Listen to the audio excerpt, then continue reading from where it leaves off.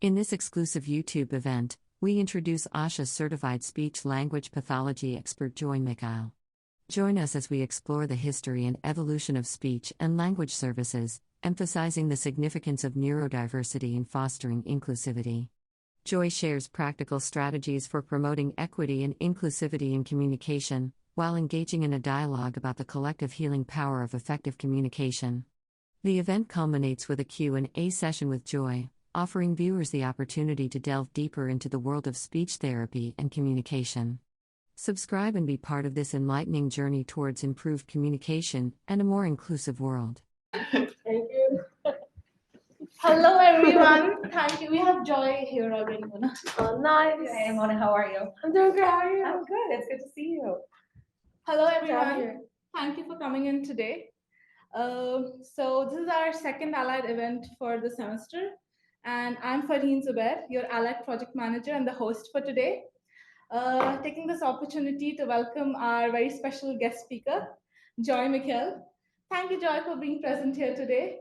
Joy is an ASHA certified speech language pathologist, and she'll be talking about neurodiversity, affirming, and inclusive speech and language services today. And I would like to take this opportunity to also welcome our founders, Dr. Mona Minkara and Professor Sandra. Founders. Wow, that's Thank you for giving us. Thank you for giving us an opportunity to have these meaningful conversations. As you also know, that we always have a ASL interpreter to make our events accessible. So I'd like to welcome Valerie Shirley. Welcome, Valerie. Valerie, you can hear us, right? Yes. Yeah. Thank you. And I would also like to welcome all of you. You could grab samosas in here today. And so without any further ado, let's begin the event. Awesome. Joy, over thanks to you. so much for having me. Do you guys, so you can see okay? Yeah, okay. Lovely. Well, it's so nice to meet you guys. I'm Joy. It's great to be with y'all. I talked to a couple people when I came in, but I'd love to know kind of where in life and school people are. Is this, I know we have some undergrad, grad students, PhD students. Is that just a big spread, basically? It's a mix of Okay, everyone. lovely, cool, awesome. Well, it's so great to be with you guys. I would love for this to be as open as you would like it to be. So please feel free to interrupt if you have questions or comments or just thoughts. I would love to hear them. But yeah, it's so wonderful to be with you. Like Farheen said, I'm Joy. I am a speech pathologist. And the topic that I wanted to talk to you or with you about today is the topic of neurodiversity, affirming, and inclusive speech and language services. So just a little bit about me. I obviously live in the Boston area now, but I'm from South Florida is where I grew up. My family before that is from Egypt, so it's a big part of my life. Went to undergrad in Florida, but then went to graduate program up here in Boston at the MGH Institute of Health Professions, where I studied speech pathology. I spent the last big chunk of my career in the Boston public school system, working with a variety of different populations in that setting. And then just this year have kind of branched out on my own and founded my own private practice, niche speech therapy, where I get to provide both in-home and school speech and language pathology services. So that's just a little bit about me. I also have a whole side career in fitness, which is how I know Mona, because she takes my cycling classes on Monday, which is really fun. So yeah, just another facet of my life there. All right, so just a little bit of kind of where we're going today, just so we're all on the same page. I just wanted to start off with just some shared definitions around neurodiversity, just kind of introducing some terms that I'm sure a lot of you are very familiar with, but just so we're kind of all on the same page in terms of the topics I'll be referencing. We'll talk a little bit about a couple models of disability and how those specifically play out in speech and language services and really services to individuals with disabilities in general. And then I'll very briefly touch on neurodiversity and intersectionality and again, just briefly touch there. All right, so for this presentation, I thought it was really important to mention there's a lot of different autism research specifically that I'll reference.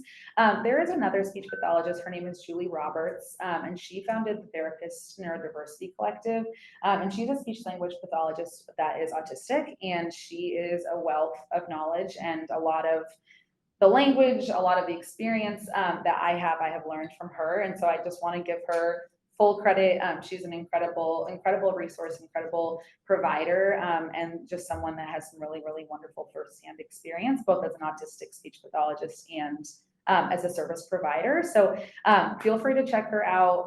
Again, I just want to give her a lot of credit because she has some pretty good knowledge that she's shared with me. And then a lot of what I'm sharing too is just from my own experience as a provider and some autistic experiences that have been shared with me from people that I have worked alongside. All right, so just a few definitions. Speech language pathology. Some people know everything about it. Some people know absolutely nothing. I have had like some bizarre responses when I tell people that I am an SLP or a speech language pathologist. So just in a very broad sense, speech pathologists work to prevent, assess, diagnose, and treat speech, language, social communication, cognitive communication, and swallowing disorders in children and adults. It is both a teeny tiny field and a very expansive field because there's just lots of different settings you can work in, lots of different ages you can work in. Speech pathologists work with individuals from birth to end of life. And I think specifically on the topic of neurodiversity, we both work with developmental neurodiversity and acquired. So acquired neurodiversity or neurodivergence might look like people that have experienced brain injuries or strokes, things like that. And so I think it's just kind of important to pay attention to kind of those nuances as well. In terms of the term neurodivergent or neurodivergence, when I use that term, what I'm referencing is a neurological or cognitive difference that impacts the way individuals engage and interact with the world around them. Some classic examples might be autism, ADHD, dyslexia. I was working with an autistic student, middle schooler this week actually, and he on his own was like, there is obviously a huge breadth of diversity in terms of how we all engage with the world and process the world, interact with the world. And this like 10-year-old student was like, but the way that neurodiverse people interact is like a whole other extraordinary measure. And I think that's important to recognize. I think sometimes we hear like, oh, we're all on the spectrum, for example. And while we do all have, of course, differences with how we engage with the world, there is a validity, I think, to the neurodiverse experience that is another level of lived experience. When I mention the word neurotypical, I'm referencing a person who's not neurodivergent. In terms of the neurodiversity movement, this is a lot of what I just described, but more in terms of the human rights movement. This is a movement that is led primarily by neurodivergent and disabled people with acceptance and equity as the end goal. And then ableism, any explicit or implicit set of beliefs or practices that devalue or discriminate against people with disabilities. This kind of is based on the idea that a disability or a person with a disability needs to be fixed. And that kind of will go into the models of disability that I'll reference in just a second. In terms of language, something, obviously this is not just a term, but something that I think is important to reference is this idea of identity first language. This is something that I will probably slip up in this presentation.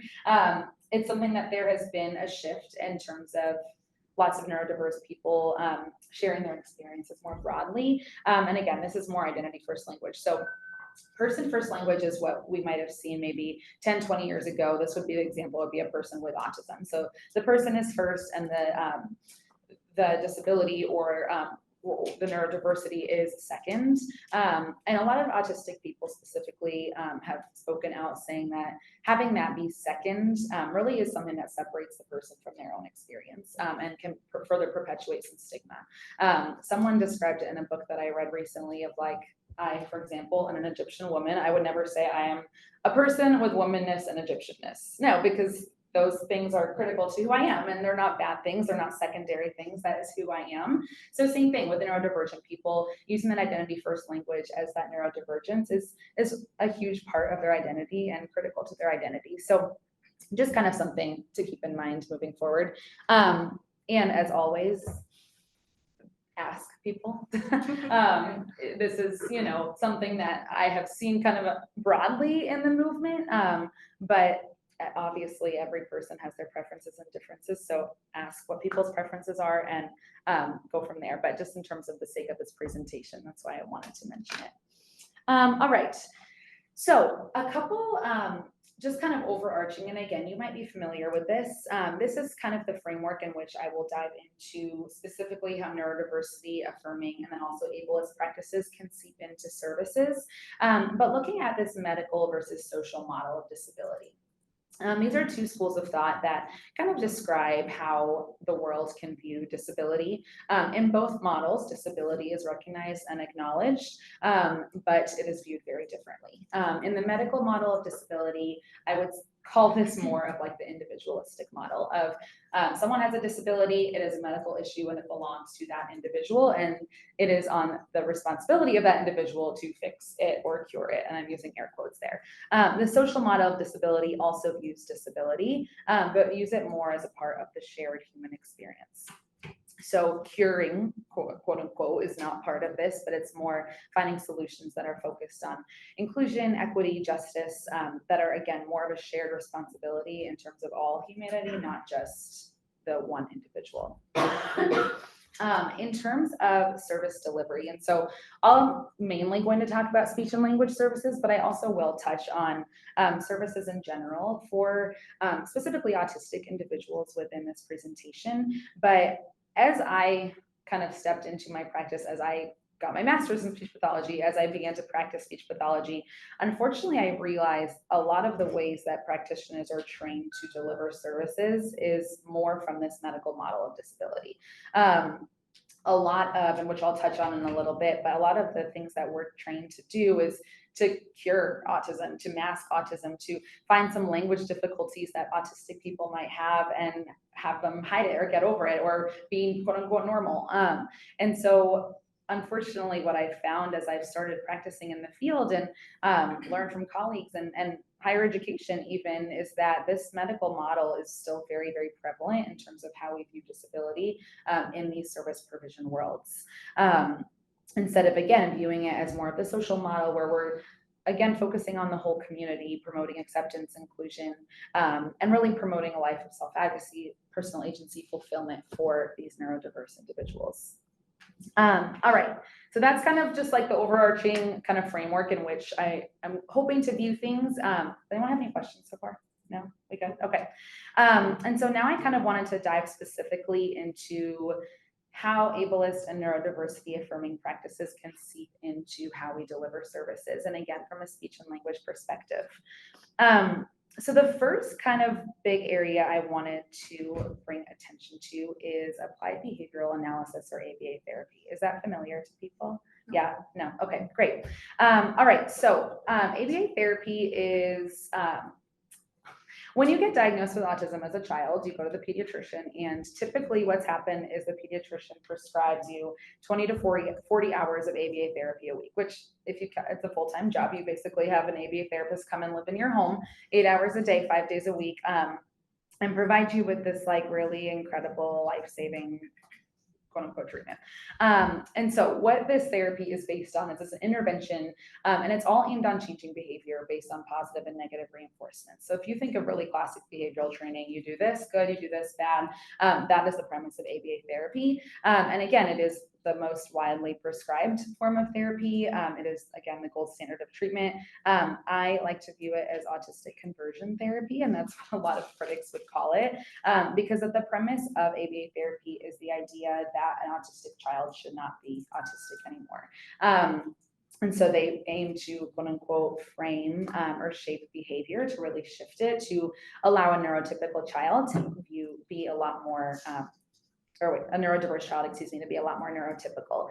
So for example, when I worked in Boston public schools, there are, and I would say every school district and some private schools as well, have classrooms that are fully ABA focused, driven. The classrooms are taught by ABA trained teachers. There are ABA therapists in the classroom, and the whole curriculum is modeled by these ABA techniques. When I would work with a child with an ABA therapist, for example, if you wanted an autistic child to like sit down in a chair, you would do so by rewarding them with like a snack they liked, or tokens, or stickers, or things like that. So really treating everything that the child does as a behavior that is to be rewarded or not rewarded. This quote is, I feel like it's important to say it. This is a quote by Dr. Ivor Levas, which is the founder of ABA therapy. And I'm just gonna read it out loud. And he says, you start pretty much from scratch when you work with an autistic child. You have a person in the physical sense. They have hair, a nose, and a mouth, but they are not people in the psychological sense. One way to look at the job of helping autistic kids is to see it as a matter of constructing a person. You have the raw materials, but you have to build the person. And that was in Psychology Today in 1974. Julia Bascom, which is the director of the Autistic Self-Advocacy Network, she has made a statement. The stated end goal of ABA is an autistic child who is, as the founder said, indistinguishable from their peers. This is an autistic child who can pass as a neurotypical. Yeah, so I just think it's important. I think if we're talking about servicing neurodiverse individuals, it's important to be aware of, because this is really the biggest treatment, quote unquote, that is provided and is given. And a lot of, even if a child is not receiving direct ABA therapy, a lot of their academics might be shaped around this. A lot of pediatricians, again, prescribe treatment shaped around this. And as of late, there has been quite a few both research coming out, kind of stating some of the adverse effects of ABA therapy, as well as the neurodiversity movement has kind of gained more momentum, people kind of coming out and sharing their own experiences with it. A study in 2018, so just a few years ago, showed, and this is a study that looked at over 400 people that received ABA therapy, that they're 86% more likely to develop symptoms of post-traumatic stress disorder. It's very significant.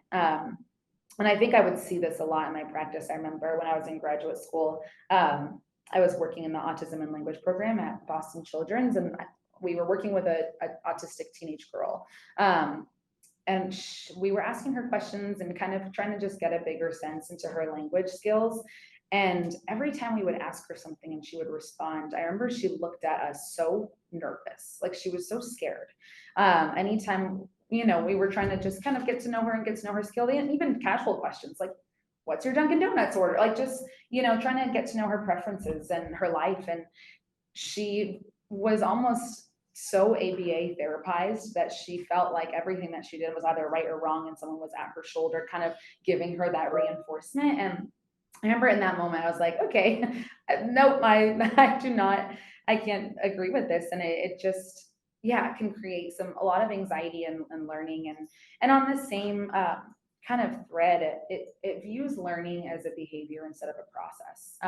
So research as recent as 2015 is showing that this way of teaching is, again, it's training a behavior, which can be very hyper-specific, can be very rigid. It's not actually allowing people to generalize important life skills. So that example of a girl telling her to sit down at this table and I'm going to give you a Cheez-It if you do it. Cool. Like, well, obviously I don't think that's a great way to do it, but like, okay, she can sit down at this one table if you give her a Cheez-It. She's not learning the skills of like, okay, like, yeah, let's, you know, there are times where maybe sitting down is helpful for me or whatever, you know, she's not able to generalize those skills. And so A, this is a harmful process, and B, in terms of actually learning, it might not be the most effective way of learning.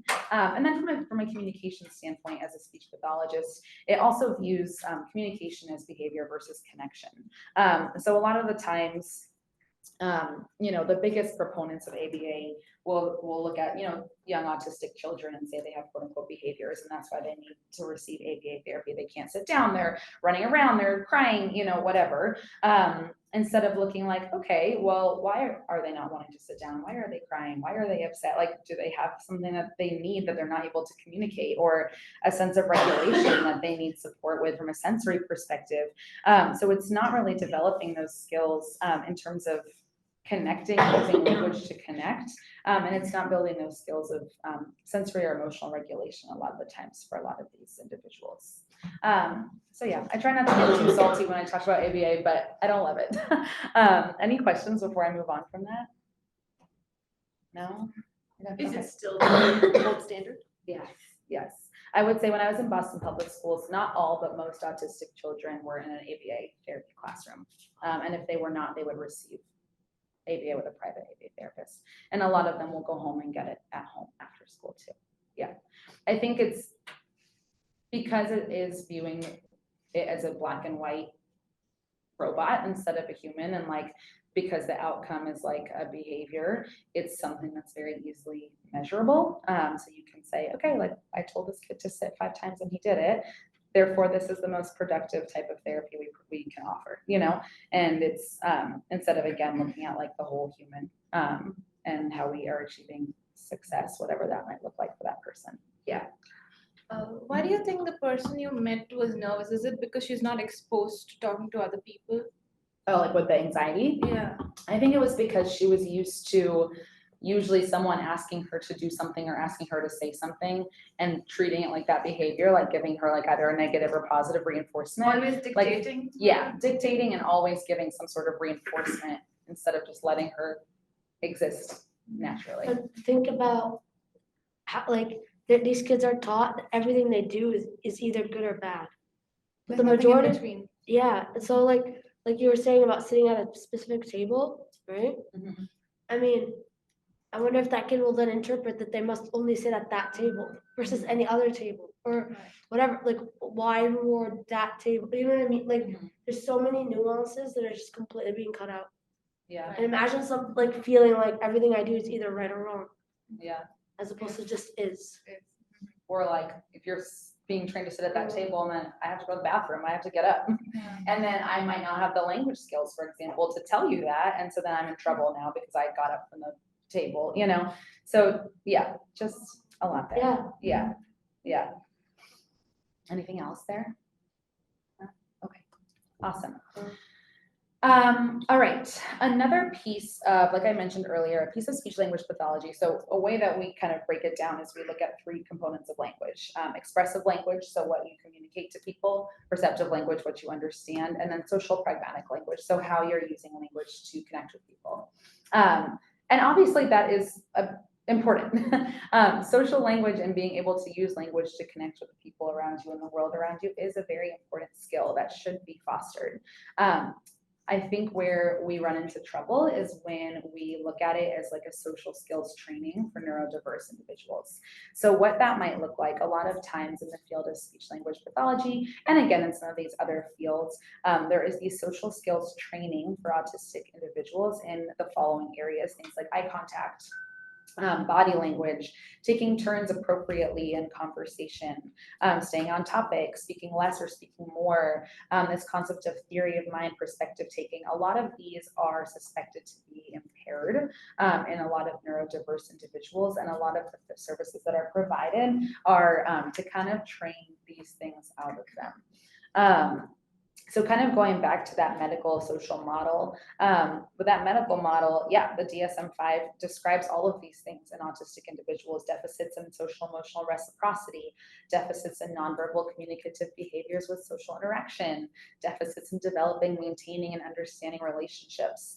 However, if we're looking at it more from this social perspective, taking the whole really community into account, we really have to take a broader perspective, both considering the neurodivergent individuals, but also the neurotypical individuals that are engaging with them as social partners. And there's been some really interesting research in the last few years that's come out. So this research study came out in 2017. And I really appreciated this study because this was the first study I looked at that talked about the social divide between autistic individuals and their neurotypical peers, but did not look at it by only focusing on the autistic individuals. So a lot of the research you'll see is like, yeah, research shows that autistic individuals can't make eye contact, they can't take perspective, they can't take turns in conversation. This study said, okay, well, let's look at neurotypical people and see how they interact with autistic people.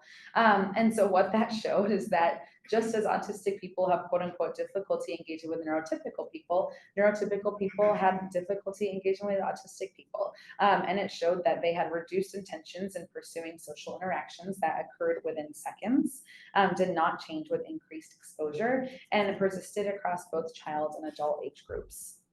And so this kind of brings in this idea of theory of mind and the double empathy problem. So theory of mind, what that means, and this is a term that's typically used to talk about autistic individuals' social language skills, is this idea that autistic people do not have the ability to perspective take, do not have the ability to think about another person's thoughts, feelings, ideas, see the world from their perspective.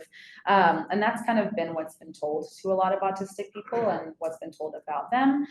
Instead, again, of looking at the research like we just talked about of like, okay, well, autistic people might be struggling with these pieces of the social interaction, but what are neurotypical people struggling to understand? Because at the end of the day, autistic people and neurotypical people are different people and they have different life experiences and they walk through the world processing it and perceiving it in different ways. And so instead of just saying autistic people don't understand others, well, do neurotypical people understand autistic people? Do neurotypical people understand how autistic people are processing things, what they're feeling, what they're thinking? And the answer is no, based on what this new research is showing. So instead of looking at it as like, okay, let's train autistic people to understand how other people feel or think, let's look at it from kind of these both perspectives. And so kind of along those lines, there's a researcher out of the University of Edinburgh in Scotland, and these are just some of the studies that she has done in the last couple of years. But she did some really interesting research where she did a lot of research around shared autistic spaces. So autistic people engaging with other autistic people instead of just viewing autistic people and how they're engaging with neurotypical people. And what she found is this is really the first large body of evidence that suggests that difficulties in autistic communication are only apparent when interacting with non-autistic people. So when you have shared spaces of autistic people with other autistic people, it's found that they share information just as effectively with each other as non-autistic people do with each other. Autistic people have higher rapport with other autistic people, and non-autistic people have higher rapport with non-autistic people. So again, it's just some really interesting research again, because so long the onus has been only placed on the neurodiverse individuals to bridge the social gap, to train the social skills, to change socially and pragmatically, when again, it should be much more of a shared healing experience on both sides. So all that being said, I think again, there are two really specific examples, that ABA therapy and that social skills therapy or training or whatever you want to call it. But as I've kind of built my own therapeutic practice, I found that it's far more important that services are oriented towards facilitating content, regulated, fulfilled lives for neurodiverse individuals. Again, I think so much of the therapy that's prescribed is to make a neurodiverse person non-neurodiverse, to make them fit a certain mold that we expect them to fit, to appease other people, to make other people more comfortable, instead of really looking like, okay, how do we provide supports that allow you to be content, allow you to be regulated within yourself, allow you to be fulfilled, again, supporting you to develop the skills that you feel like are helpful for you, but not in a way that we're just forcing you to be a human that you're not. And again, just looking at it so much of how do we place the shared responsibility on the entire community, because I think they're working in schools and working with children, there's like no worse feeling than being like, okay, I could support you and invest in you and you can develop into this whole, fulfilled, beautiful individual, and then you leave and you go out into a world that is like just not going to accommodate you. And so again, just viewing the way that we provide services, the way that we engage with services is much more of a shared social responsibility than just placing the onus on the one. I think. Oh, okay. Last piece. Sorry. Any questions on that before I just touch on this last component? No? How do we do that? That's a great question. I know how I have done. Well, I guess what are you asking? Doing what specifically? How do we train the non-neurodiverse people? Yeah, the question of the century. I mean, I think like with any. You are preaching to the choir. Yeah, I'm sure. Yeah, and I would love to hear other people's thoughts. I mean, I think as with any divide between people groups, there has to be some sort of attempt from one side, i.e. neurotypicals in this situation, to educate, to inform, to surround, to be a part of creating those environments. I think for me, the thing that comes to mind a lot when I think of neurodiverse people is our society's obsession with productivity. I think how many times I think, wow, an autistic person could benefit, or could not benefit, excuse me, could contribute so much to so many of the spaces that we're a part of. But because we are like, okay, well, we have to do it at this pace, we have to do it at this rate, we have to do it exactly this way, that's not going to work.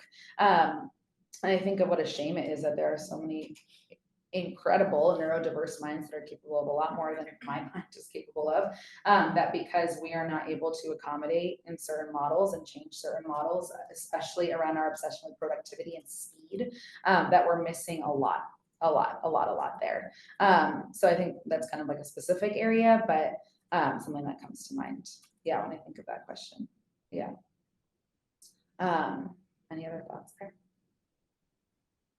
Do you want to tell everyone a little about niche therapy? Yeah, I will. Let me say this topic and then I'll go right into that. I know. I want to contribute something to your question, Sarah. Actually, I do know a PI who has now fitted his lab so that he can have autistic grad students. And they actually like are contributing graduate students, but you know that some of them have to wear, like, for example, like noise can't, like everybody has like their own thing. So I feel like maybe as PIs ourselves, we can like consider them as possible graduate students if that's what they want to do. Maybe that's part of the answer.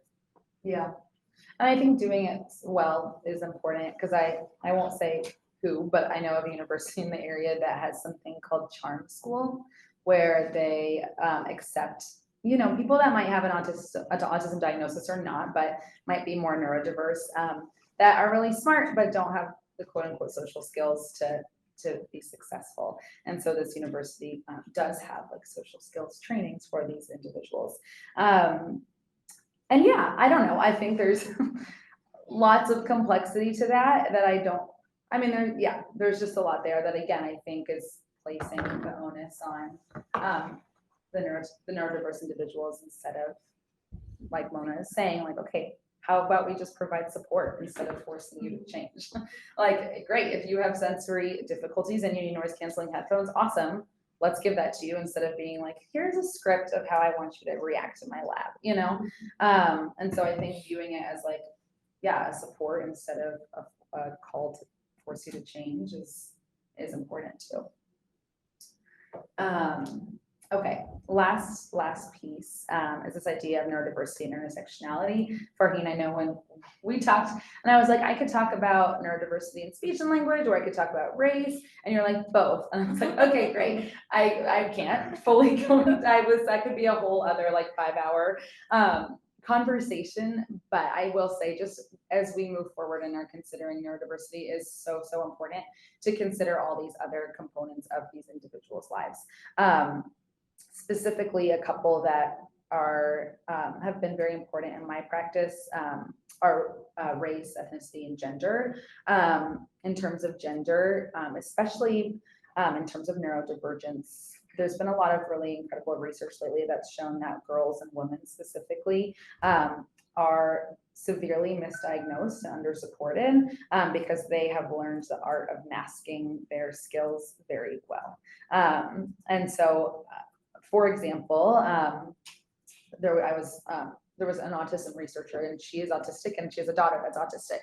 And when you evaluate a child for autism, one of like the hallmarks is repetitive play. So a lot of the times in textbooks, you'll see things like boys lining up blocks or trucks, or stacking blocks for hours or whatever.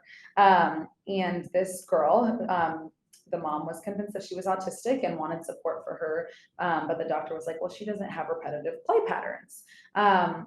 But when you looked at the girl would sit and play with her dolls and line up the dolls' shoes for hours and hours and hours. But because she's a girl, and because you're supposed to play with dolls and you're supposed to be obsessed with shoes, it wasn't flagged. Or even like that masking piece, that social piece. There are pieces that are saying that girls are a lot better at masking maybe some of those social difficulties or social anxieties.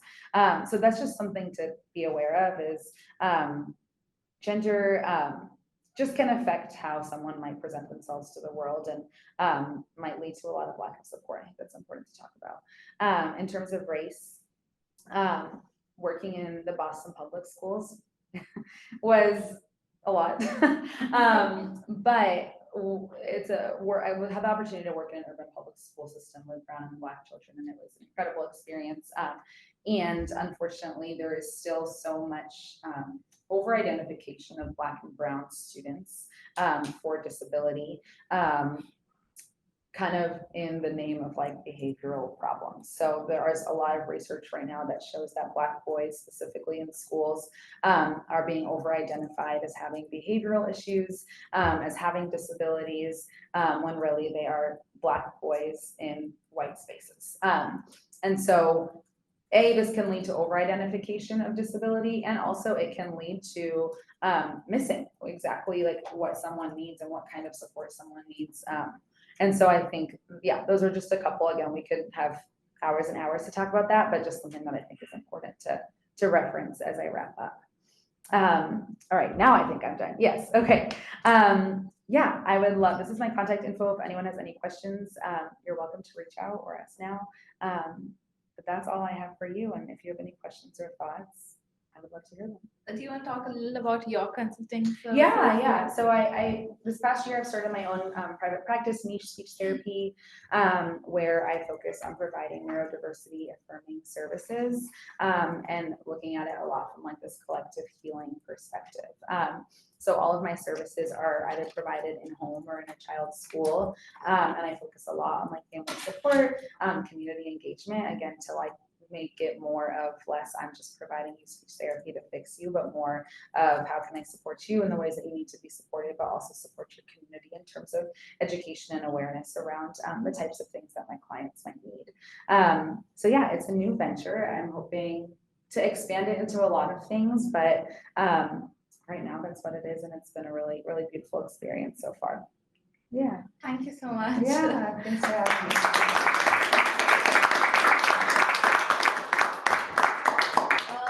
We are open to a few questions if anyone wants to ask, or anything if you want to add, or if you have an you want to add anything about speech language therapy or your experience with it.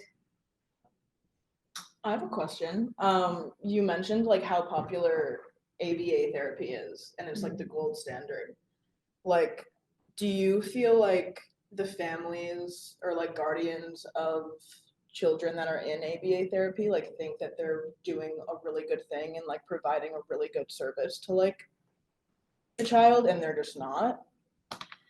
Yeah, I think it is so dependent. I've seen lots of different things. I've seen families that have been really aware, that have been really strong advocates, and had the resources to know, like, okay, yeah, I have other options and there are other ways I can support my child, and clearly this isn't working. And I have families that, because based on the resources that they have or the time or the capacity they have, might not be able to explore other options. If you have something that is funded by your insurance for 40 hours a week and is recommended to you by your doctor, a lot of the times, if that's the kind of knowledge that you have, that's what you're going to go for. And I think because, again, there are these like success rates, it's hard. Sometimes it's hard to see. And I think too, for families that might be lacking support, it is hard when you feel like your child might be having like behavior difficulties, and you don't know what to do about that, and you don't know of other options to pursue. So I feel like, yes, to answer your question, yeah, a lot of families do really love it and think it's really helpful. But I think a lot of families, again, that have a little more resource or capacity are able to recognize that there's alternative options that could be a lot more helpful for their child. What would the alternative options like look like? Is it other styles of therapy? Is it? Yeah, I mean, I'm not saying this because I'm a speech therapist, but I do think both speech therapy and also occupational therapy is huge in terms of if we're really thinking about like this idea of like helping people regulate. I think from a regulation standpoint, speech therapy can be really helpful to help people build the communication skills to be able to advocate for themselves and get their needs met and be fulfilled. And then occupational therapy is a type of therapy that works both on fine motor skills, but also on sensory regulation. And that I could not do a job with an occupational therapist. It is wildly, wildly helpful. And then, yeah, there's lots of other like things like art therapy, music therapy, like there's so many different therapies. And also, yeah, just letting your child be a child and not be in therapy for 40 hours a week, I think is also a pretty good rule of thumb. Like, go to the playground. That's really fun for kids, you know? Yeah. Does that answer your question? Yeah, thank you. Yeah. I had a question that was similar to that, because my boyfriend's sister is autistic, Yeah. and she's recently transitioned into middle school, and that's been a really difficult transition. So Yeah. you kind of answered it already, but I was just curious, based on your experience, when children are kind of going through that transition period, surrounded by kids who are kind of mean. Yeah. Therapy is obviously like one option to help. Are there any other like resources that you've seen be like life-changing for the individuals? Yeah, I think it's tough. I think a lot of like already existing systems don't promote what you're saying, because you're right, middle school, I mean, I think just any transition in general, but middle school, there's like a whole social world that you have to navigate in middle school that you didn't have to navigate before. And when we're talking about like that double empathy divide, like that divide's big at that time. And so I know like a lot of schools and systems aren't set up this way, but like when I kind of made my shift into more neurodiversity affirming practice, instead of focusing just on like the students I was working with for social skills, I made it much more of like a school-wide thing of like, how do you, I was working with younger kids at the time, but we should be not just providing like therapy to these individual kids, but I should be going and talking to like these kindergarten classrooms and teaching them about autism and teaching them about, you know, how to engage with autistic people, things like that. And so I feel like there does need to be quite a lot of shift in terms of how we're, again, holding space for everybody in these schools, not just for people like your boyfriend's sister, you know. But then I also think like mentioning before, like if there's any sort of shared autistic space too, like for her to be around other autistic people, that can be huge, because that's a place to like let down all of that mask and camouflage and like need to present a certain way and be around people that understand you. And I feel like that can be a really helpful thing too. I wish I had a better answer for your question, but unfortunately, I feel like our systems have so much room to grow. And I haven't seen it done really, really well yet, if I'm being honest with you. Yeah. Sounds like an honest answer. Yeah. Thank you. Yeah. Does anyone else have any other questions? Yeah, I had a question about, Yeah. you mentioned like obsession with productivity. Mhm. Could you talk a little bit about what that neurodiverse, inclusive, equitable environment would look like? Yeah. You guys are asking hard questions. I'm like, I have great ideas in my brain. And I think it's part of the reason why it's so important to have these conversations is because I feel like we can't do it unless we can imagine it. And it's hard to imagine it when you're not seeing it. I don't know that I have a full answer for that, to be honest. I think, like, I'm thinking of the many autistic people I've met who have visual perception and visual memory skills that are like incredible, that could provide so many valuable skills to so many of our fields, that I think that neurotypical people are simply not capable of. But I guess it's kind of like what Mona mentioned earlier of like, how do we provide the level of support to create spaces that are accessible and equitable for neurodiverse people? And that might look as something as small as like the noise canceling headphones, or if we were in this room right now, the lights are super bright and I can hear the AC unit going. And so like that might be really bothersome. So I think like, yes, modifying the environment, but then, I mean, I'm very lucky that I don't work in corporate America and I never will, but I know people that do. And the productivity push and drive is crazy. It's insane. And so I feel like having to really make a shift there is like wildly important, because if you expect everyone to operate on one timeline or one way or one manner, and that person isn't able to do that, but can provide a lot of other skills, that's not accessible, you know? That doesn't answer your question. Those are just my big thoughts in the cloud somewhere. But yeah, I think a lot needs to shift. Yeah. I think it's definitely tough to reshape the way people think about marriage. Yeah, It's like exactly. super normalized to be like present well, or like, you know, a lot Exactly. of that stuff. That's Exactly. Not, Yeah. I get what you're saying. Do you have services even for the parents, like for them to help with their child's autism?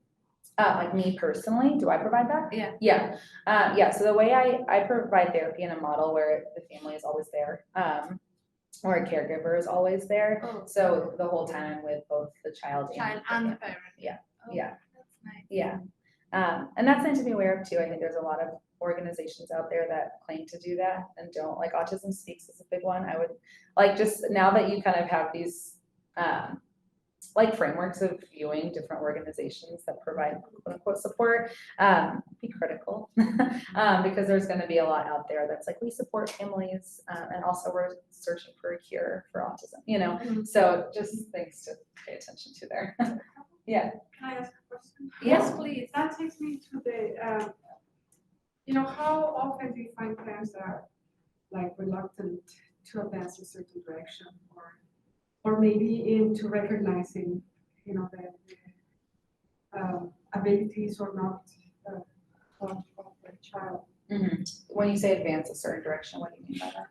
Yeah, for example, I'm going to go to Yeah. I'm teaching a class in Mexico, and my students are doing a project where they wanted to help a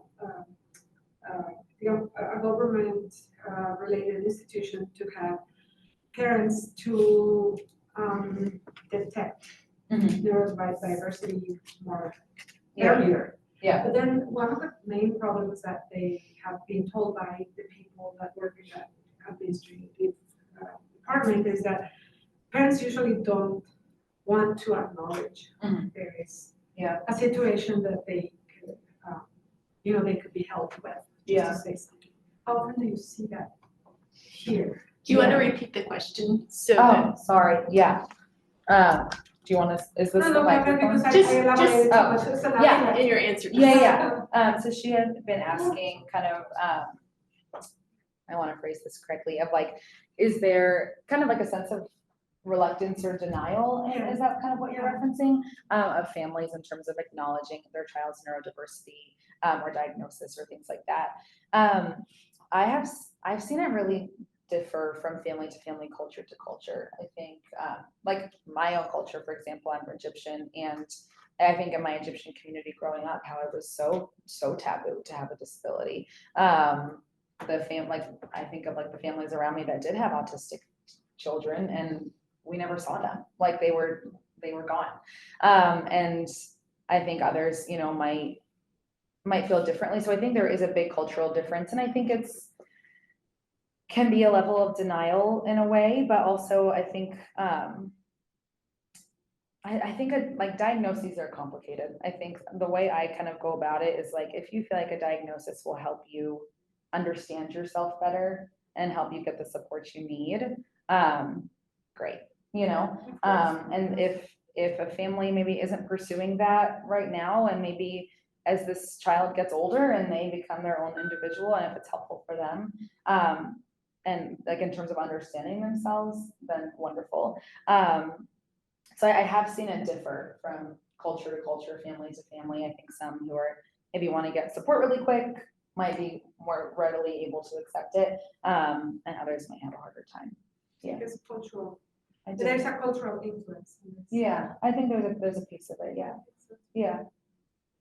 I think it kind of goes back to like viewing disability equals like disadvantaged or bad. Yeah, of course, yeah. And so I think that like, you know, like our parents even more were like in like had that thought, you know. I don't think a lot of people thought about, oh, someone with a disability just needs accommodations. Like there's nothing wrong with them. Yeah. And so like kind of like you said, like the neurodivergent people I know in my school growing up were like completely separate in completely separate classrooms, like had completely separate like teachers and stuff and specialists. So I feel like as a parent, it might be scary, like, oh, I think my kid's gonna have a really hard time because they have ADHD or they have autism, and like, so that's then scary for the parent. So they feel reluctant to like get a diagnosis. But then I also think there's that like still that underlying of like, oh, there's something wrong like with my kid if